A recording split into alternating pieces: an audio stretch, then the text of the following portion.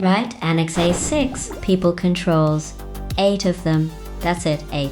It is the smallest theme in the whole of Annex A. Organizational controls has 37, technological has 34, physical has 14, and then people shuffles in with 8, hands in pockets, looking a bit embarrassed. Here's the thing, those 8 cover the single biggest attack surface you own. Not your firewall, not your cloud config, your humans. Nobody fishes your load balancer, they fish Dave. So let me give you the shape of this theme, because most people going for certification treat A6 as the easy bit. The bit you knock out with a form and a slide deck. Cute. Let's walk it. Think of the 8 as a life cycle, before they join, while they're here, when they leave. And running underneath all of it, the culture that decides whether anybody tells you when it goes wrong. Start with before they join. A.6.1 is screening, background verification, proportionate to the risk and done lawfully.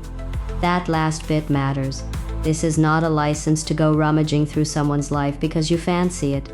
It's proportionate. A junior support hire touching a shared inbox is not the same risk as the one person who holds production database access. Same standard, different depth. Get the legal bit right too, because employment and data protection law does not care that you are feeling thorough. A.6.2 is terms and conditions of employment. Security responsibilities written into the contract. Not implied, not vibes, written. If it isn't in the contract, it isn't a responsibility. It's a preference.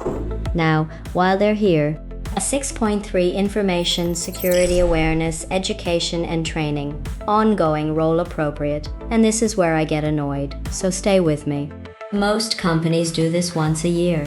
A 20-minute video that Dave watches at double speed with the tab muted while he eats a sandwich. He clicks the 4 multiple choice questions. He gets the certificate. Compliance is happy. And Dave has learned absolutely nothing. He has learned how to click through a video. That's a skill, I suppose. It is not information security. Role appropriate means your developers get training about code and secrets and dependencies. Your finance team gets training about invoice fraud and payment redirection, because that is who actually gets attacked. Your support team gets training about social engineering, because they are the ones a stranger phones up and charms. One video for everybody is not training, it's a receipt. A.6.4 Disciplinary process, a defined process for breaches, and it has to be communicated.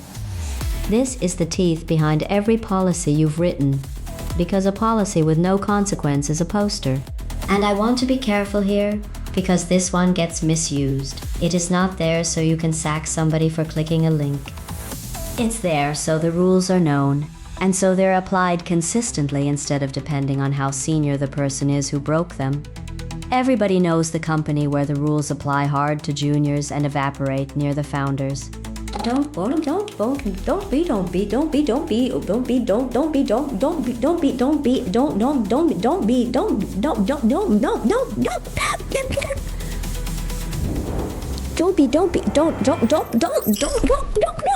When they leave, and oh, this is the good bit, A.6.5 Responsibilities after termination or change of employment.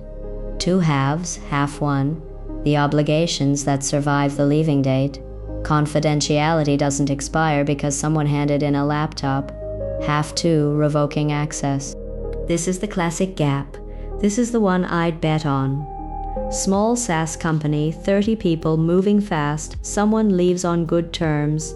Lovely leaving do. Everyone signs a card.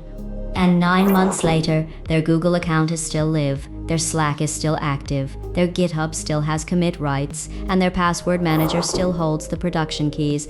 Nobody removed anything, because removing access wasn't anybody's job. It was everybody's job, which means it was nobody's job. And note the words or change of employment. That's the quieter version. Dave moves from support to engineering, and he keeps his engineering permissions and his old support permissions, and he does that 3 more times over 4 years until Dave has access to everything and the security model is now just Dave. A.6.6 Confidentiality or non-disclosure agreements, identified, documented, reviewed, not. We've got one somewhere in a folder from the contractor we hired in 2021.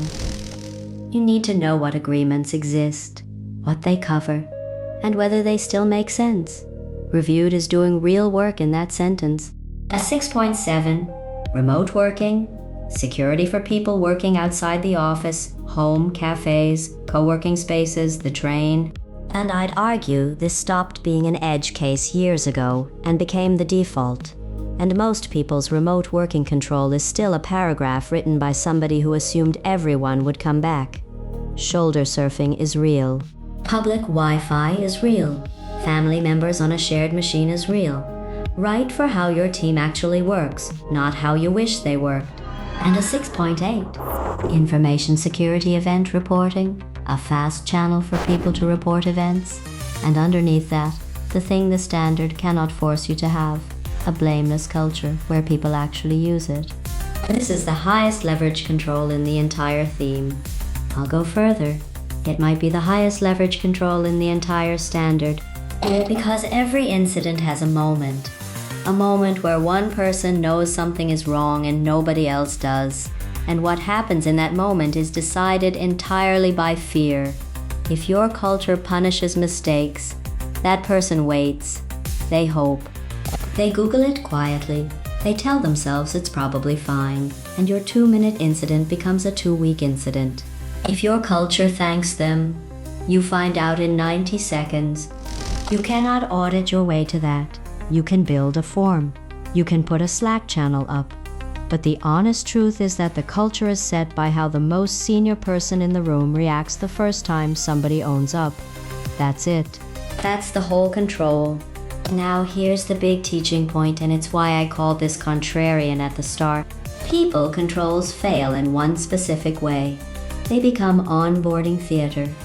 A signed form on day one, and then silence forever.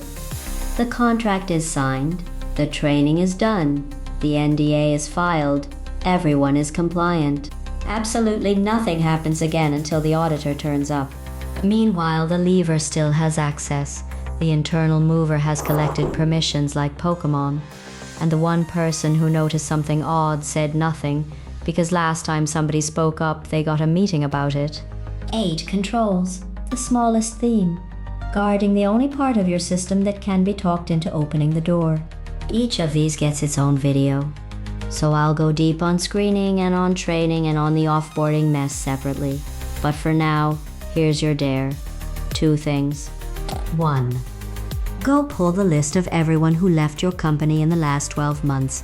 Every single one. Then go through every system you own and properly check that they're gone. Not, I think so, checked. I'd put money on you finding at least one. 2. Ask yourself honestly what would happen tomorrow if your newest hire clicked something they shouldn't have. Would they tell you in 5 minutes, or would they sit on it? You already know the answer. Go and fix the one that scared you.